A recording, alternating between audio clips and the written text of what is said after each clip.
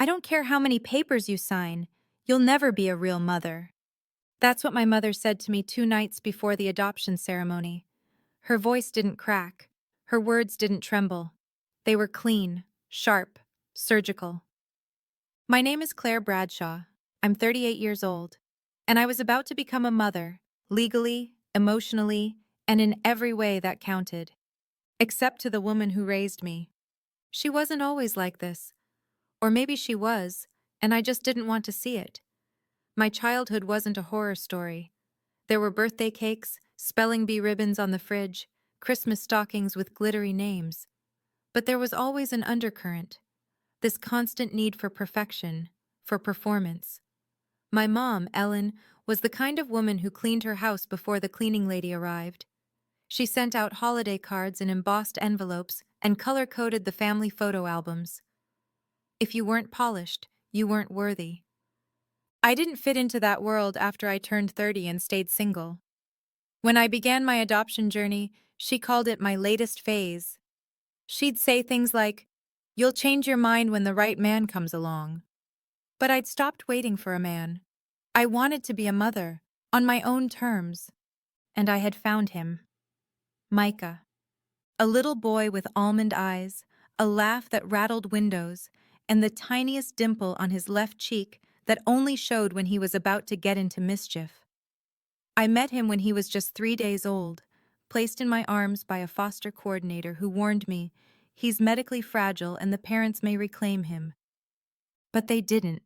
Micah had no one, and I had everything to give. For 11 months, we built a life together. Night feedings, doctor visits, his first giggle, his first time saying mama, though I wasn't yet legally. He held my hand tighter than any man ever had. And I knew, this was it. This was motherhood. It wasn't glamorous. It wasn't clean. But it was real. Which is why my mother's words sliced so deep. I had called her, stupidly, to remind her about the court date for finalization. I didn't even want her there. But something in me, a desperate child still hoping for approval, wanted to believe she might soften, that she'd show up in her pressed skirt, sit quietly on the bench, and smile when the judge signed the decree. Instead, I got venom. "You'll never be a real mother. You think a few documents make you something you're not? You're not his blood. You're not even a wife. This is just you trying to fill a hole, Claire, and I won't stand by and pretend it's normal." I sat in stunned silence. My hands were shaking, but not from shock, from anger. Pure, clean anger. And then I realized I had hit record when the call started. It was automatic by then. Ever since the incident with the agency, when an anonymous caller tried to discredit my financial status, I had started recording everything. Because deep down, I knew. My mother wasn't just being cruel. She was trying to destroy something she didn't understand. That night, after I put Micah to bed, I played the recording back. Not to torture myself, but to ground myself. To remind myself of what I was fighting for, of who I was doing this for. I opened my laptop, created a folder, and labeled it Truth. Inside, I dropped that recording and 5 others. Voice messages, screenshots of texts, even a video of her making comments at a family gathering. I wasn't just going to protect my adoption. I was going to protect my son from a legacy of cruelty, one that I had carried on my back for decades. I wasn't crying anymore. I was planning. And I knew exactly how this would end. I would walk into that courtroom, stand before the judge, and finalize the most important decision of my life. And if my mother tried to ruin it, again, well, I had the truth. And I was going to let it speak. I didn't wake up one day and decide to adopt. It wasn't a spontaneous act of defiance or a feel-good mission to save a child. It was years of heartbreak, stitched together by hope. I remember the first time I held a pregnancy test in my hands. I was 29. My then-fiancé, Daniel, was pacing outside the bathroom door like he was waiting for a verdict in court. When I stepped out and shook my head, he kissed my forehead and said, We'll try again next month. And we did. For months. Then years. Until eventually he stopped saying anything at all. And one day, he packed up his things and left a note that read, "You deserve a family, Claire, and I can't keep watching you break every month." I broke that day. But I didn't shatter. I went back to work. I told people we'd grown apart. I smiled through baby showers and maternity leave announcements. I pretended. But every time I saw a child laugh in the grocery store or a tired mom bouncing a baby on her hip, something in me ached. Not envy, not bitterness, just longing. At 35, I finally stopped lying to myself. I started researching single-parent adoption: domestic, infant, foster to adopt, international. I buried myself in paperwork, background checks, parenting classes. I converted my guest room into a nursery with neutral tones and a shelf full of storybooks. I had hope. And then Mom found out. I had only mentioned it in passing, naively. I thought she might be happy. She wasn't. Her lips pursed the moment I said the word adoption. She leaned back in her chair, took a slow sip of her tea and said, "Well, it's good that you're doing something with your time, but don't get your hopes up. Those agencies are strict, and they'll probably choose someone more suitable." I didn't argue. I never did with her.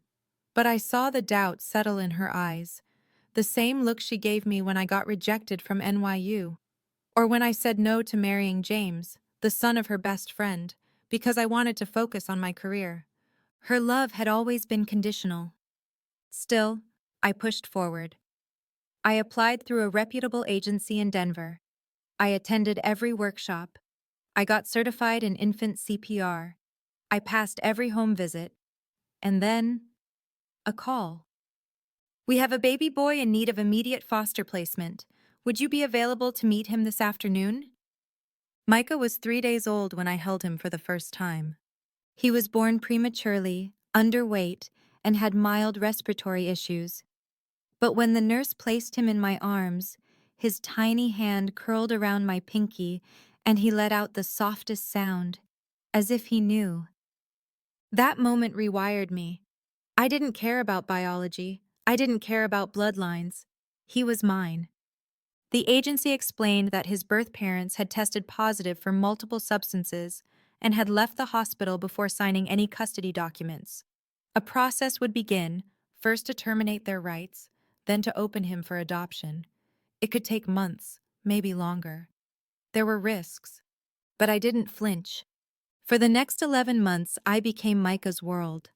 I slept beside his crib, sang lullabies in the car, sat with him through ear infections and doctor visits. My world shrank down to bottles, diapers, and baby giggles, and I never felt more complete. I tried including my mother, sent her pictures, invited her over for visits, even asked if she wanted to help paint the nursery. She declined every time, said she didn't want to get attached to a child who might not even stay. That was her language: conditional love, always keeping a safe emotional distance, just in case. And yet, I kept hoping she'd come around, that once the adoption was finalized, she'd see it wasn't just a phase, that I wasn't trying to fill a void, I was creating a life. But things only got worse. One morning, the agency called to say they had received a complaint. Someone claimed I had submitted forged financial statements and wasn't mentally fit to care for a child. My heart stopped. Luckily, the agency followed protocol and called me immediately. They had reviewed my documentation. Everything was legitimate. Still, they asked if I knew anyone who might have submitted the complaint. I didn't need to guess. The voice on the other end of that call, though masked with fake concern, was unmistakable. It was my mother, calm, collected, poisonous. "I just think someone should check into that girl. She's been unstable since the miscarriage. She's not mother material." That was the moment I realized I was fighting more than a legal process. I was fighting for my child, yes, but I was also fighting the ghost of a woman who never saw me as enough, who needed me to fail to validate her own brokenness. So I started documenting everything. Every voicemail, every snide message, every whisper I heard from extended family that Claire's just pretending. Because I wasn't going to lose this battle. And if my mother kept pushing, well, I was prepared to let her destroy herself, with her own words. They say a lie travels halfway around the world before the truth has a chance to put its shoes on. My mother didn't need a passport, just a phone line and her circle of ladies who lunch. Within weeks of that agency complaint, whispers started weaving themselves through my life like poison ivy. It began subtly. I noticed friends pulling back. Texts took longer to be returned. Coffee dates were postponed. People I'd known since high school suddenly felt cautious, measured. At first, I thought I was imagining it. Maybe I was too sensitive. Maybe motherhood had made me more paranoid. Until I ran into Janice, an old friend of my mother's, at the grocery store. She clutched her cart like it was a shield and said, "Claire, honey, I hope everything works out. I really do. But you know, these agencies don't just take anyone. It's not personal." She looked at me like I'd been caught shoplifting. I was stunned. "What are you talking about?" Janice fumbled for words. Your mother mentioned there might be complications. I didn't mean to pry." There it was. The seed had been planted, quiet, indirect, but unmistakable. My mother had turned my life into gossip fodder. She didn't storm into courtrooms or start public fights. No, Ellen Bradshaw was far more refined. She planted doubts. She twisted facts into elegant half-truths. She said just enough to make people wonder, and then walked away, leaving the echo behind. According to her, I was emotionally unstable. I'd faked my adoption documentation to gain sympathy. I was using that poor baby as a prop. And the worst one, she'll give him back once she realizes how hard it is. You'll see. I found out she had told these things to her Bible study group, her bridge club, her friends from the country club, even my cousin Lila, who called me crying one evening saying, "I didn't believe her, but I didn't know how to defend you without proof." Proof. That word clung to me, because I had it. Every call, every voicemail, every message. One of them stood out. It was a voice message she left on my birthday. I had invited her to a small dinner with just close friends and Micah, his first time at a real party. She declined, of course, but the message she left afterward chilled me. "I hope you're enjoying your little act, dressing that boy up like he's yours, pretending you're something you're not. You'll never be a mother, Claire, not in the real way, not in the way that matters." I saved it. I downloaded it. I uploaded it to 3 different encrypted folders. I was done trying to fix her. I was done hoping she'd change. Now, I was just building my wall of truth. Renee, my best friend since college, was the only one who truly stood by me during this. She came over one night while I was washing bottles and humming lullabies, and I must have looked broken because she sat down without a word and just held my hand. I told her everything. The voicemails, the fake agency complaint, the looks in town, the weight of being scrutinized while already trying to hold together a new, fragile family. Renee didn't blink. "Claire, she's not just hurting you. She's trying to destroy Micah's security too. That's not a bad mother. That's a threat." And that's when the tone shifted. This wasn't just about emotional cruelty anymore. This was about protecting my son from toxicity before he could understand the shape of it, before he grew old enough to ask, "Why doesn't Grandma love me?" I thought about cutting my mother off right then. I almost did. But a part of me, the strategic part, knew that if I cut her out, she'd spin the story in her favor. She'd become the victim. So I stayed quiet. I let her keep calling. I let her talk, text, manipulate. I recorded it all. Not for revenge, not for satisfaction. For the judge, for the agency, For Micah. Every time she left a voicemail or accidentally CC'd family on a cruel message, I added it to the truth folder. And I waited. Then one morning, Renee came to my place holding her phone, face tight with rage. "You need to see this," she said, pulling up a Facebook post from one of my mother's friends. The post read, "We're praying for Ellen as she goes through this heartbreaking situation. Watching her daughter lie to the state and exploit a child has been unimaginable. She's trying to save that poor baby. Hashtag real mothers matter." I stared at it in disbelief. It wasn't just rumors anymore. It was public. It was war. And I knew what I had to do next. They called me on a Thursday. I was spoon-feeding Micah some mashed bananas when my phone buzzed. The caller ID said, "Colorado Family Connections," the agency that had placed Micah with me nearly a year ago.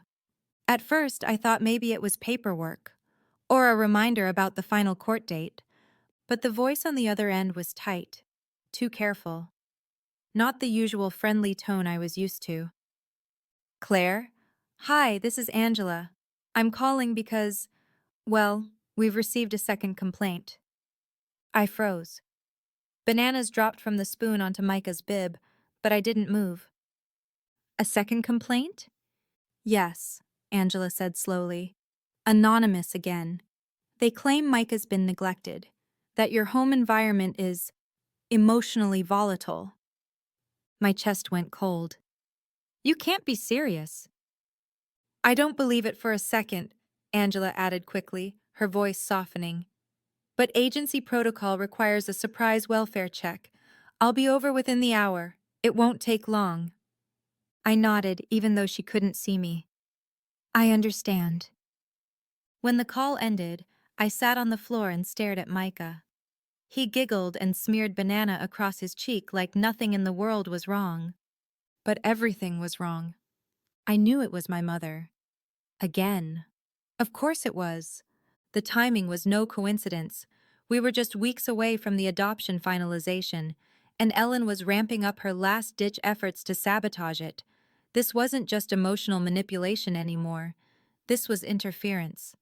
She wanted Micah taken away, removed, as if he were an item I didn't earn. I had always known she didn't approve, but I never imagined she'd stoop this low. When Angela arrived, I was composed, calm. I showed her the nursery, the fridge stocked with baby food, the organized diaper drawer, the developmental charts on the fridge. Micah toddled after us, holding his plush bear. She sat on the couch and smiled gently. "I'm not here to question your love for this child," she said. "But I do need to ask, do you know who might be filing these complaints?" I paused.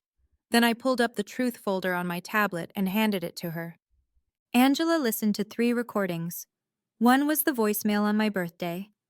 Another was the recorded phone call where Ellen referred to Micah as a rental. And the third was the complaint to the agency, submitted using a voice disguise app that failed to mask her tone. Angela listened without interrupting. When she finished, she exhaled long and slow. "Claire," she said, "this is more than enough." I braced myself. "Is it enough to stop her?" Angela looked at me firmly. "If she tries to interfere again, we will submit this to the court directly. As it stands, we'll be documenting this complaint as baseless. You pass the welfare check. Your file is stronger than ever." Relief swelled inside me, but it was quickly followed by a wave of something darker. Grief. Not for the adoption process, but for the realization that my own mother would rather destroy my family than let me succeed. When Angela left, I sat down at the kitchen table, stared out the window, and let the silence soak into me. What kind of woman tries to steal her daughter's motherhood? Not in a sudden, explosive way, but in calculated steps. Quiet accusations, false reports, a smear campaign she orchestrated behind lace-curtained windows and curated smiles. I knew then that I couldn't keep playing defense. Ellen wasn't going to stop. So I changed strategy. I met with my lawyer the next day, played the recordings, showed him the messages, told him everything. He leaned back in his chair, eyes narrowed. "Do you want to file a restraining order?" I hesitated. "Not yet. Not unless she shows up again or crosses another line." He nodded. "But you want it on file. For the judge." "Yes," I said. "For the judge. For Micah." He leaned forward and tapped the manila folder on his desk. "This? This tells the whole story. If she tries anything else, we'll have it ready." I left his office with a strange sense of clarity. I wasn't afraid of her anymore. I wasn't hoping she'd change. I was preparing. And I decided something else that day. I would invite her to the adoption finalization ceremony. It sounded insane. Renee begged me not to. "She's toxic, Claire. Why give her the platform?" "Because I want her to be there," I said. "I want her to watch me become Micah's mother, and if she tries to poison that moment, if she even breathes the wrong way." I tapped my purse where my phone sat. Fully charged, recording app installed. "I'll be ready." Renee shook her head. "You're either brave or crazy. Maybe both." The night I decided to invite my mother to the adoption ceremony was the night I stopped being scared of her. For nearly 4 decades, I had flinched at her disapproval, twisted myself into quieter, more acceptable versions of who she wanted me to be. I learned how to smile through disappointment and nod through criticism. I mistook obedience for peace, and somewhere along the way, I convinced myself that maybe, just maybe, if I achieved enough, proved enough, succeeded enough, she'd finally love me. But Ellen Bradshaw didn't know how to love in halves. She either possessed you or rejected you, and I had made the fatal error of slipping beyond her control. So I stopped hoping. I stopped justifying, explaining, softening. I started preparing.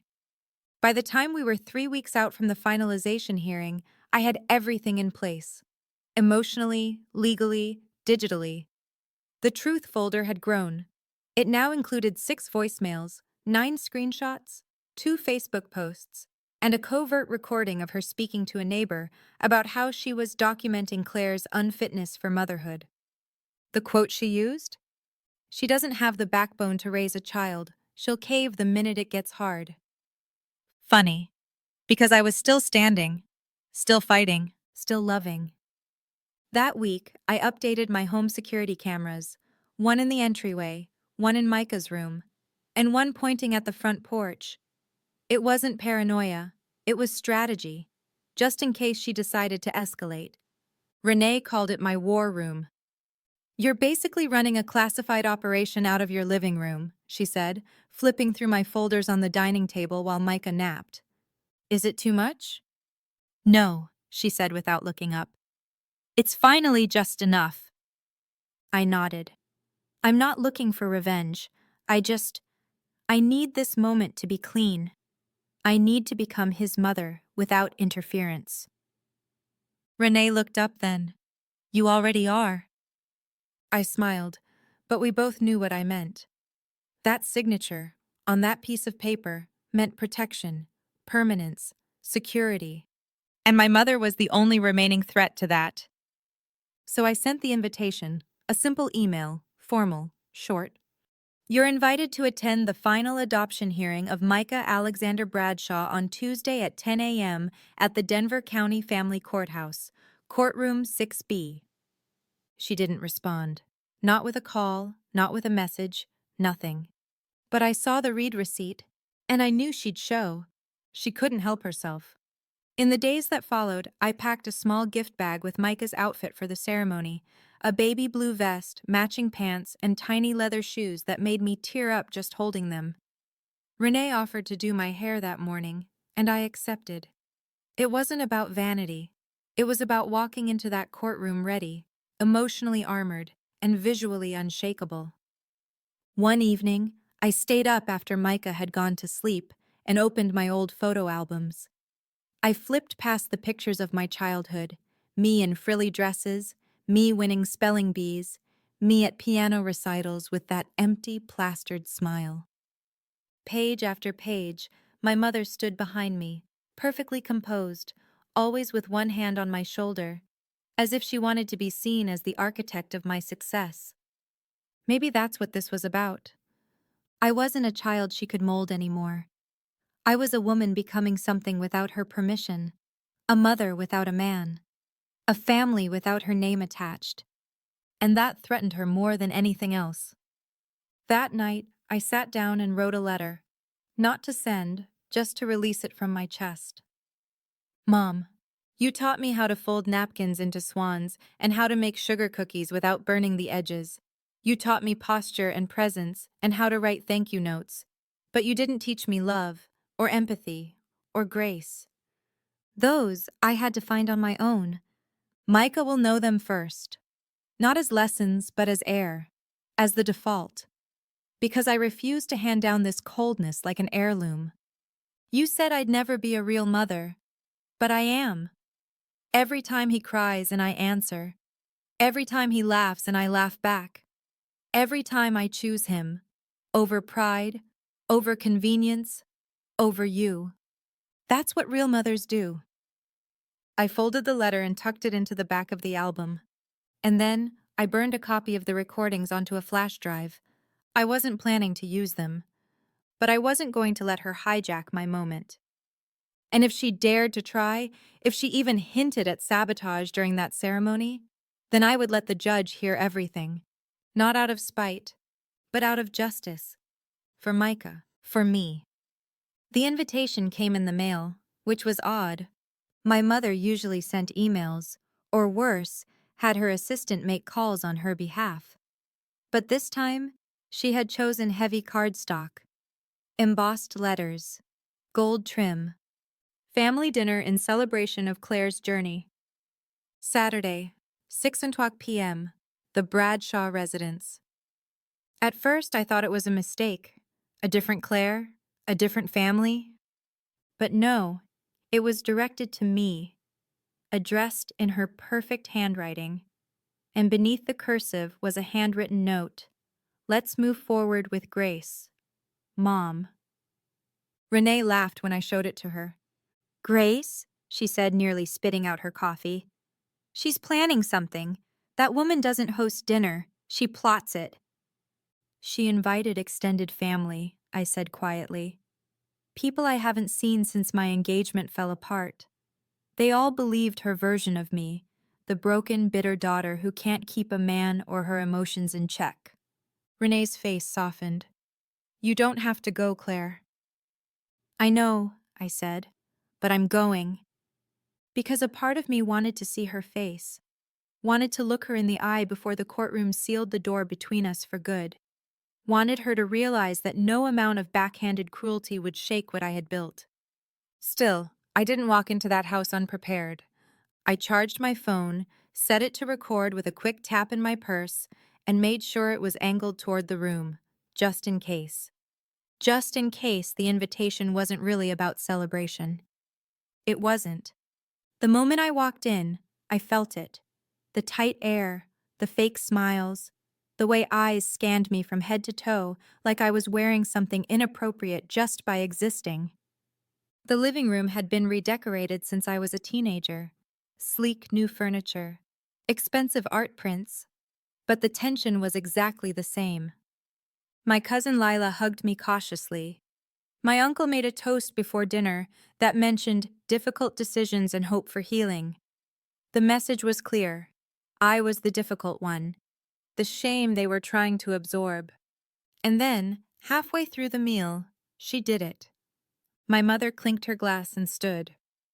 I just want to thank everyone for coming tonight, she said. It means so much to have family gathered around this table, especially as Claire prepares for this next chapter. The pause was deliberate. Her eyes scanned the room for effect. I know we've all had questions, she continued. Concerns, even. It's natural to want what's best for a child. And I just want to say, I've done everything in my power to ensure the process has been ethical. I felt my jaw lock. She smiled gently, folding her hands in front of her. Now, of course, Claire and I have had our differences. But at the end of the day, I'm still her mother. I'll always want the best for her, and for the child she's bringing into this family. It was a performance, measured, scripted. She was preparing witnesses, laying groundwork. No one said a word. And then my uncle leaned in and asked, too loudly, "So, Claire, do you really think it's fair to bring a baby into all this chaos?" I looked across the table at my mother. She didn't flinch, didn't look ashamed, just sipped her wine. I stood up slowly. "Micah isn't chaos," I said. "He's joy. He's the only thing that's ever made my life make sense." My voice was steady. My hands were not. "But you're right about one thing," I added, eyes locking with hers. "The process has been ethical. Because I made sure of it. Because I followed every rule, passed every test, and never once let my emotions compromise the care of my son." I felt the word son catch in her throat, even though she didn't say it. I reached into my purse and tapped my phone screen, ending the recording. Then I placed it on the table, face up. "I've recorded everything. Every conversation. Every lie. Every attempt to sabotage what I've built. So let this be clear. If any of you interfere again, I won't stay quiet." You could hear a pin drop. "I invited you to be part of my child's life," I continued. "But if you make me choose between my family and my son, I will choose him, every time." My mother set down her fork. "That's quite the threat." "No," I said softly. "It's a boundary. Something you never taught me to have." I picked up my purse and walked out. I didn't look back. Micah was waiting for me at home. And for the first time in my life, I wasn't walking away from something. I was walking toward everything that mattered. The final straw didn't arrive in the form of an insult. It didn't come from her mouth. It came from the state. 3 days after the dinner, a woman from Child Protective Services showed up at my door unannounced. Clipboard in hand, no warning, no explanation. She was polite, young, barely out of grad school, I guessed, but her questions were sharp. "Does Micah have a consistent bedtime? Has he shown signs of emotional distress? Are there any visitors who stay overnight?" And then, "Have you ever been diagnosed with postpartum depression or other mood disorders?" That one stopped me cold. "Excuse me?" She gave a rehearsed smile. "We received a third-party complaint expressing concerns over your emotional stability and parenting consistency. I'm sure it's nothing, but we do have to follow up." It was happening again. Micah was napping, and thank God he didn't have to see me paste that frozen smile on my face as I gave her a tour of our apartment, for the second time in less than a month. Same spotless kitchen, same cozy nursery, same stack of baby books on the nightstand. By the end of the visit, she offered a neutral nod. "Everything seems fine," she said, flipping her folder shut. "I'll file my report today." And then she asked, "Do you have any idea who might be filing these complaints?" I didn't answer. I didn't need to. Because just before she left, I saw the paper tucked under the folder's clip. It had handwriting on it, not official agency forms, just a note. "Claire has a history of emotional instability. She becomes irrational when questioned. She once broke a glass and blamed the housekeeper." It was my mother's handwriting. That exact sentence had been used before. I remembered it from a story she told to discredit me years ago when I'd confronted her about something trivial, probably a childhood memory she'd denied. She twisted the narrative so often it was hard to tell where the truth had ever existed. But there it was again. Recycled cruelty. This time, aimed at Micah. That night, after the inspector left, I put my son in his crib, kissed his forehead, and walked out of the room like I was sleepwalking. I made tea, didn't drink it. I sat at the kitchen table, opened my laptop, and stared at the open truth folder. Then I created a new subfolder and labeled it Final Straw. I uploaded the security footage of the CPS visit, the agency call logs, And then I pulled out the flash drive I'd been saving and copied everything onto it. Because this wasn't just a fight anymore. This was a war for Micah's future. If she was willing to call CPS, if she was willing to jeopardize his safety just to make a point, then she was no longer just toxic. She was dangerous. I called my lawyer the next morning. He didn't even need to hear the recordings this time. He just said, "We're going to prepare a restraining order. You'll keep full custody. And if she shows up at the finalization, you have my permission to show the judge everything." "But won't that make things messy?" I asked. He paused. "Claire, she's the one making it messy. You're just cleaning it up, with evidence." I hung up and burst into tears for the first time in weeks. Not because I was scared anymore. Because I was exhausted. Because I was done pretending I could change her. Because I realized this was grief. Not for Micah, not for motherhood, for the mother I never had. I wanted a mom who brought casseroles after long nights, who babysat while I took a shower, who showed up to my adoption classes and cried tears of joy when I was finally approved. Instead, I got Ellen, a woman who used love like a leash and affection like currency. A woman who never wanted a daughter, only a reflection. Micah stirred in his crib. I went to him. He was halfway between a dream and waking, tiny hands reaching in the dark. "Mama," he whispered. That single word pulled me from the abyss. I scooped him into my arms and held him against my chest, his heartbeat thumping tiny and steady against mine. He didn't care about paperwork. He didn't care about bloodlines. To him, I wasn't trying to become a mother. I already was. And I would protect him with everything I had, even if that meant burning every bridge that led back to my mother. I woke up before the alarm. The sun was just beginning to rise over Denver, casting a soft gold light across the windowsill. Everything felt quiet, still, sacred. Micah was still asleep, curled into a little ball of peace in his crib. His tiny breaths rose and fell in perfect rhythm. Today was the day. The day the world would catch up to what I had known in my heart for nearly a year, that he was mine. Not borrowed, not temporary, not a fragile hope waiting for permission. Mine. I stood in front of the mirror in my bedroom, holding the navy blue suit I'd picked out months ago. It wasn't flashy, just structured, clean. It made me feel strong, collected, like a woman ready to speak truth in front of anyone, even a judge, even my mother. Renee arrived at 6:45 sharp with iced coffee in one hand and a garment bag in the other. "I brought backup clothes. You know, in case your mom breathes on you and your outfit catches fire." I laughed harder than I had in weeks. "Today's not about her," I said, straightening my shoulders. "Not anymore." We dressed Micah together. Tiny gray slacks, a white button-up, and the little navy vest that matched mine. He looked like the tiniest groomsman in history. "You're gonna break the court's heart, little man," Renee cooed, kissing the top of his head. He beamed, not knowing the weight of the moment, just sensing the joy in the room.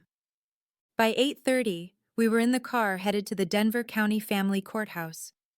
It wasn't lost on me that the last time I'd entered this building, I was terrified. Alone. Still bracing for the worst. Now I felt a calm strength I'd never known. We walked through security, then toward courtroom 6B. A sign on the door read, "Final Adoption Hearings. Judge Marion Kessler." I took a breath and pushed the door open. The courtroom wasn't grand or cold. It was actually warm. Wooden benches, a scattering of people waiting with nervous excitement. Other families, other children. I smiled at the mother beside me holding a toddler on her lap. "I like your boy's vest," she said. "I like your daughter's shoes," I replied. We smiled. We were strangers, but in that moment, we were sisters. At 9:55, the door creaked behind us. I didn't turn around. I didn't need to. Her perfume arrived before she did, something powdery and sharp, like her words. My mother. She walked in wearing ivory. Of course, a crisp pantsuit, a string of pearls, and a face that held no emotion. She sat in the back row without a word. Alone. Renee whispered, "You okay?" "I'm perfect," I replied, eyes still forward. Judge Kessler entered the courtroom right on time. She was in her 60s, African American, with kind eyes and a commanding presence. She looked like the type of woman who had seen everything, and still chose to smile. "Good morning, everyone," she began. "We are here today to witness and affirm one of the most beautiful legal processes in this country, the finalization of adoption." I swallowed the lump in my throat. She called my name. "Claire Bradshaw, please come forward with the child." I stood, holding Micah close, and walked slowly to the stand. My heels echoed, my heart thundered. Judge Kessler smiled. "Would you please state your name for the record?" "Claire Margaret Bradshaw." "And who is this beautiful young man?" "This is Micah. He's my son." I wasn't supposed to say it like that yet, not until the papers were signed, but I said it anyway. She raised her brow slightly, then smiled. "He certainly looks like he belongs in your arms." She asked me a series of formal questions. Had I completed the required classes? Did I understand the lifelong commitment? Did I enter this process of my own free will? Yes, I answered to all of them, without hesitation. Then came the final question. Is there anyone present who wishes to object or submit additional testimony? The room held its breath. And then I heard it. A chair scraped back. Footsteps. My mother. She rose slowly. "Your Honor, I do." Gasps rustled through the benches. I didn't turn around. I simply tightened my grip on Micah. Judge Kessler's eyes flicked toward her. "State your name, ma'am." "Ellen Bradshaw. I'm Claire's mother." "And your reason for objecting?" "She's not fit," Ellen said. "She's emotionally erratic. She's fabricating stability. This child isn't safe with her." I heard Renee mutter a curse under her breath. Judge Kessler tilted her head. "Do you have evidence of any of this?" My mother paused. "No, but I've known her for 38 years. I know how she unravels." I looked at the judge, calm, ready. "Your Honor," I said softly, "with your permission, I'd like to play something." Judge Kessler looked at me, her eyes steady. "You'd like to submit audio into the record?" "Yes, Your Honor," I replied. "Just a short excerpt. I believe it will clarify the context of this objection and establish a pattern of malicious interference." She nodded once. "Proceed." I reached into my purse and removed the flash drive. Renee had helped me label it the night before. In black Sharpie, it read simply, "For Micah." A court assistant came forward, retrieved it, and plugged it into the small laptop set at the judge's bench. The courtroom remained utterly silent, no papers rustling, no feet shuffling, just stillness. Then, through the speakers, my mother's voice filled the room. "She doesn't deserve a child. She's not even stable. The adoption agencies are stupid enough to believe her. But I'll make sure they see the truth. She'll never be a real mother, not on my watch." Another clip followed, her phone call to the agency. "Yes, I'm calling to report a situation. Claire Bradshaw. She's manipulating the system. She's lied about her income and her mental health. I believe the child is at risk." A third clip, even sharper, more bitter. "Micah isn't her child. He's a prop. She plays house, pretending she knows how to love, but she's hollow inside. She always has been." I turned slowly toward my mother in the back of the courtroom. She had gone pale, lips parted just slightly in frozen protest. But she said nothing. The judge held up her hand and the assistant paused the playback. Judge Kessler folded her hands on the bench. "Mrs. Bradshaw, did you make these statements?" Ellen straightened her spine. I may have said some things. Out of concern." "Concern," the judge echoed. her tone even. You made multiple false reports to state agencies, harassed the adoptive mother during a legal process, and attempted to manipulate a government office using personal bias and slander. That is not concern. That is sabotage. I'm her mother, Ellen snapped. I have a right to be worried. You're also a grown woman who should know better than to weaponize her words in an adoption proceeding. She turned to the court clerk. Strike the objection. Yes, Your Honor. Escort Mrs. Bradshaw from the courtroom, Judge Kessler added firmly. This hearing will continue in peace. Gasps rippled through the room, followed by a stunned silence. A bailiff approached my mother. Ma'am, this way. She didn't move at first, just stared at me, this icy cocktail of hatred and humiliation bubbling behind her eyes. But when she realized no one would speak on her behalf, she stood up slowly and walked out. No drama, no final word, just the soft click of heels down a polished floor and the heavy slam of a closing door. I felt my knees weaken. Renee gripped my hand, grounding me. Micah, in my arms, looked around the room wide-eyed, then nestled his face into my neck. My son, my reason, my home. The judge exhaled gently. Let's continue. She smiled. Claire Bradshaw, do you affirm that you accept full parental responsibility for Micah Alexander, with the understanding that this adoption is permanent, lifelong, and binding? I do, I whispered. And do you promise to raise him with love, security, and stability to the best of your ability?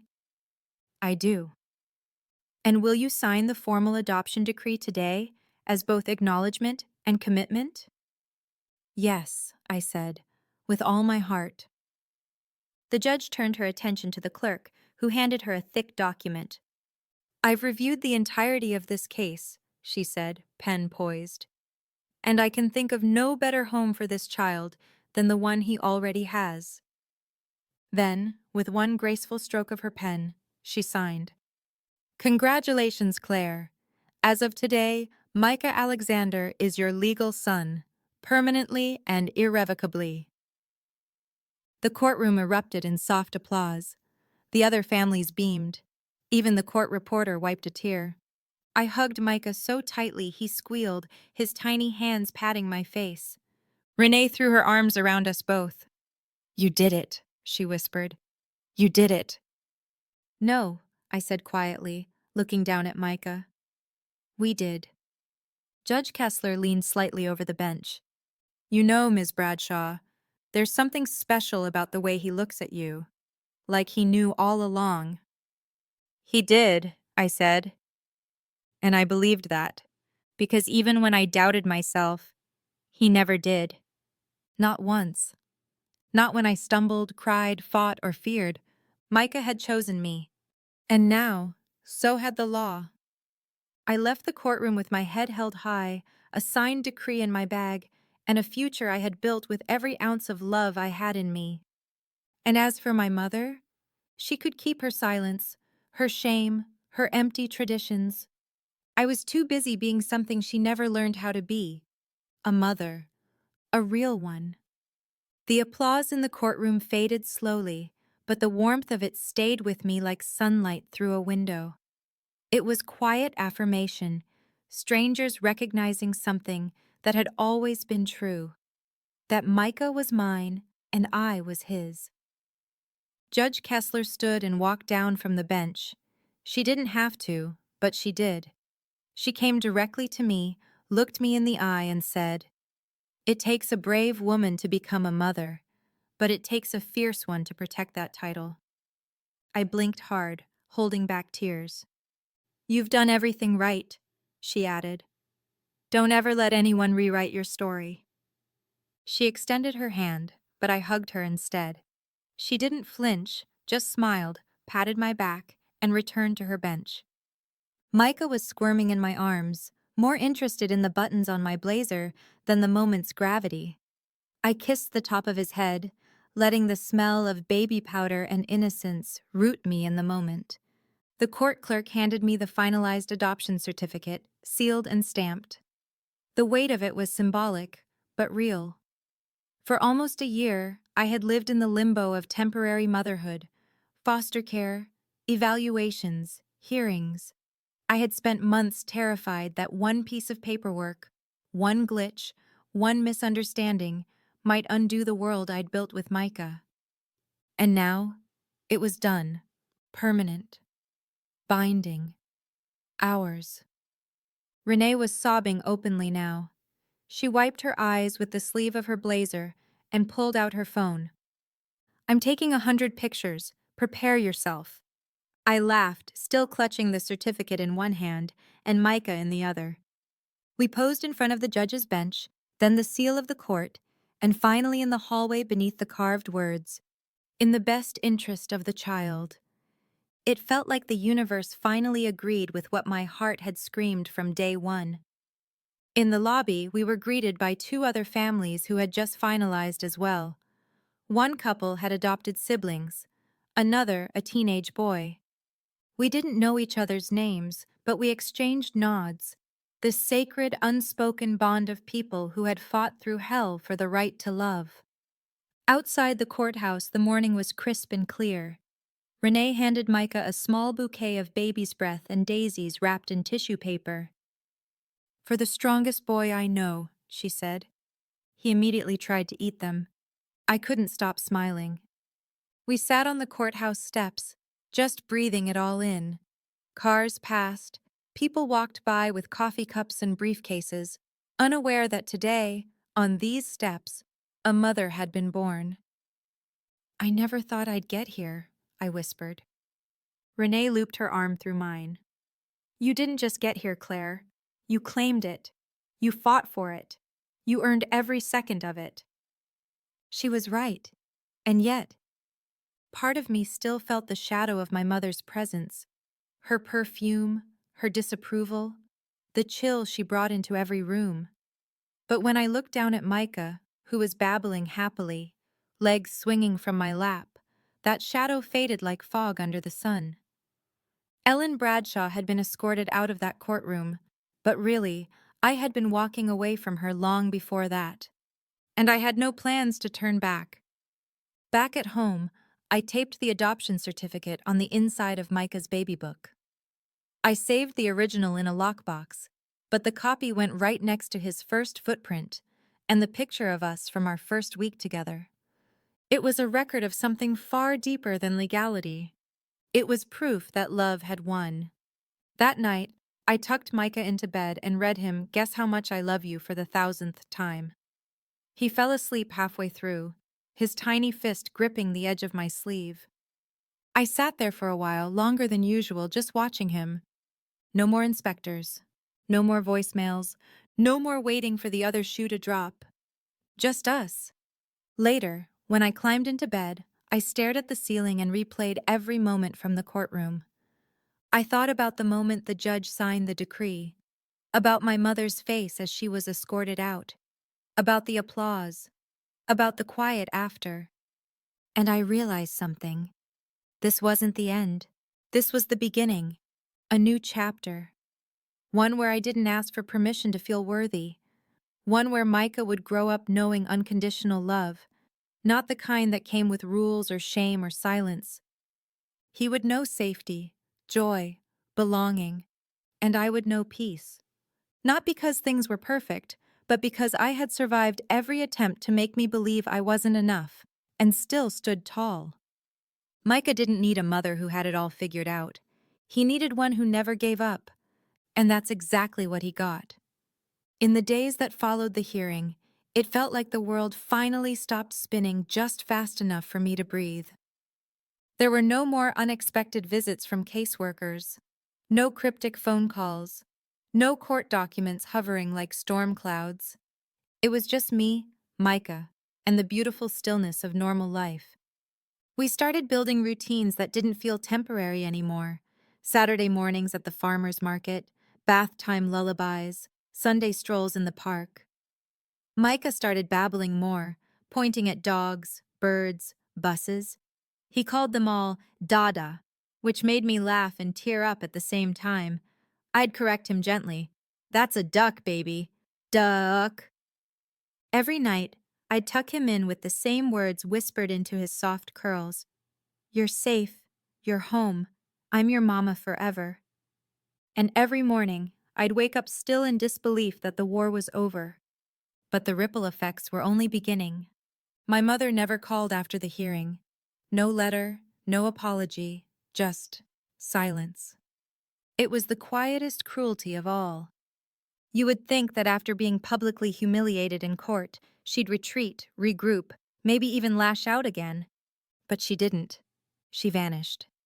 Friends in town told me she canceled her country club membership, that she'd taken a spiritual retreat in Arizona, that she was rethinking her priorities. I didn't care. For the first time in my life, I didn't need anything from her. Not her blessing, not her guilt, not even closure. Because I had something better: freedom.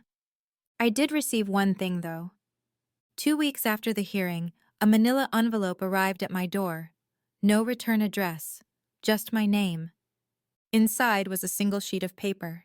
It was a list: dates, quotes, lines she had used to twist the story. I recognized it.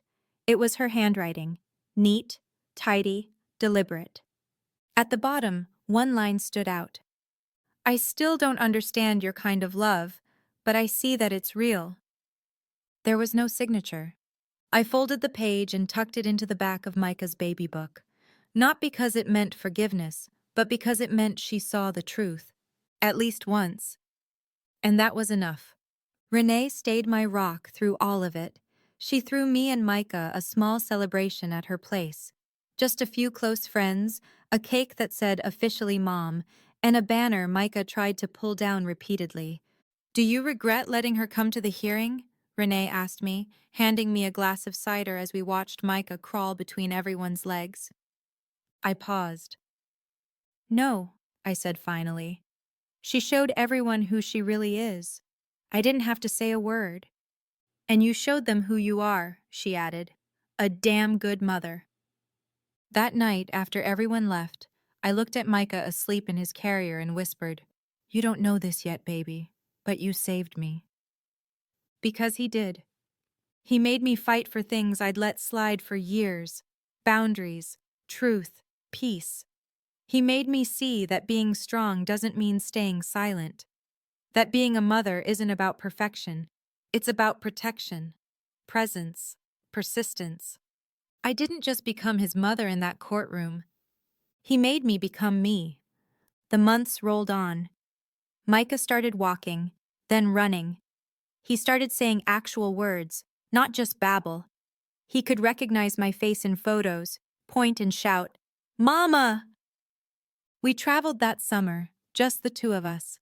Drove to Oregon, stayed in little motels, saw the redwoods. I took photos of him in front of waterfalls, licking ice cream with sticky fingers, dancing in hotel beds. I posted a few pictures online. Nothing flashy, just moments. And one day, I got a message from a woman I hadn't spoken to in years, a quiet acquaintance of my mother's from church. She wrote, I just wanted to say, I believed the wrong version of you for a long time. But I've been watching you love that boy with everything in you. And I see now. I'm sorry I didn't speak up when I should have. You're an incredible mom. I stared at that message for a long time. Then I smiled and wrote back, Thank you. He's an incredible reason. Because that's the truth. Micah didn't make me whole. He revealed the part of me that had always been there, waiting. And as he grew stronger, so did I. The woman my mother tried to break is gone. What remains is a mother with a spine of steel, a heart wide enough to carry two lives, and a voice that will never be quiet again. Micah turns 4 today. There's cake on the counter, vanilla with chocolate frosting, exactly the way he likes it. Little dinosaur figurines march across the top, hand-placed by tiny fingers who insisted the T-Rex had to be in the middle because he's the king. The house smells like balloons and frosting and Play-Doh. There are crayon drawings taped on the fridge, and a worn copy of The Very Hungry Caterpillar on the living room floor. Chaos, joy, color. Our kind of love. It's been 3 years since the adoption was finalized. 3 years since that courtroom echo faded into something softer. A memory, not a wound. And in those 3 years, we've grown into something beautiful. Micah is bold now, curious. He's still got that same dimple, but it's deeper when he laughs, especially when I chase him through the yard pretending to be a monster, or let him help stir pancake batter on Sundays. He started preschool this year. On his first day, he wore a red backpack that was half his size and turned to me at the door and said, "Don't cry, Mama. I'll come back." I did cry, but not out of fear or sadness. I cried because I knew I'd made it. We had made it. He calls me Mama with a confidence now that makes every ounce of pain worth it. And when someone at the park once asked, "Is he yours?" I didn't hesitate, not even for a breath. "Yes," I said. "He's mine." They asked if he was adopted, as if that made us less. "He's my son," I repeated, "in every way that matters." That usually ends the conversation. People mean well, most of the time. But they still flinch at things that don't fit their mold. A single woman adopting a child, a mother without a partner, a family built outside biology. But we are a family, not because we look alike, not because anyone signed off on it, but because we choose each other every single day. As for my mother, we haven't spoken since the day she was escorted out of that courtroom. Not once. She's tried. A Christmas card one year, a voicemail on my birthday saying, "I'd like to meet him, if you're not too stubborn." A bouquet of lilies left on my porch with no note, just that same scent I used to associate with her perfume. I didn't respond. I didn't need to. Because here's the truth. I don't hate her. But I don't invite harm back into my home just because it knows my name. She made her choice. I made mine. And I live with mine in full color every single day. Micah knows her name. He's seen one picture of her, because I believe in honesty. I told him simply, "That's my mom. We don't see her anymore, because she wasn't kind, but I always hoped she could be better." He didn't ask for more, because his world is already full. He has Renee, who brings him puzzles and teaches him to bake cookies. He has neighbors who treat him like a nephew. He has birthday parties and bedtime stories and safety. He has love. He doesn't need to inherit my pain to understand his worth. Today, when he blew out his candles, he asked if we could keep the birthday dinosaurs forever. I told him yes. I told him we can keep anything that makes him feel strong and happy and loved. And when I tucked him in tonight, he asked the same thing he always asks. "Mama, tell me my story again." And I did. I told him how we met, how I held him the first day, all bundled in a blanket too big for his body, how we weren't born together, but how my heart still knew him, how I fought for him, not because he was hard to love, but because some people tried to stand in our way, how he made me brave, how the judge said yes, and how he became mine. Every night, I end the story the same way. And no matter where we go, or what happens next, you will always be my forever. He fell asleep smiling. Sometimes I sit by his door and listen to him breathe, just like I did that first week when I was terrified of doing it wrong. But I know now I'm doing it right, because he's safe, he's loved, he's home, and so am I.